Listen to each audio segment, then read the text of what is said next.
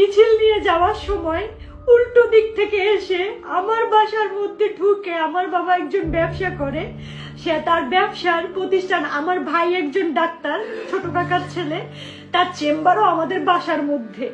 এই চেম্বারের মধ্যে ঢুকে আমাদের পুরো ভাইরা চুইরা কিচ্ছু রাখে নাই, আমার কাকাকে খুঁজতেছিল, আমার ভাইকে খুঁজতেছিল, মানে এরা কোথায়।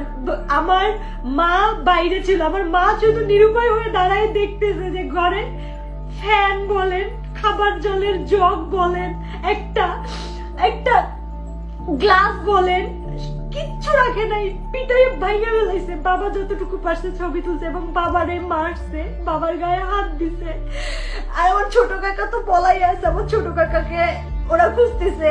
মানে আমরা কতটা নিরুপায় আজকের এই ছাত্রদের কারণে। আমরা এখন কি দেশ ছেড়ে নিজের জায়গা জমি ছেড়ে কি আমরা ইন্ডিয়া পালাই যাবো, এটা মনে করতেছে সবাই। কেন ইন্ডিয়া যাব? আমরা স্বাধীন দেশে বাস করি না? আমরাও দেশের নাগরিক না? তাহলে কেন আমাদের সাথে এরকম হবে? আমরা তো স্বাধীনতা, ঠিক আছে, সবই ঠিক আছে।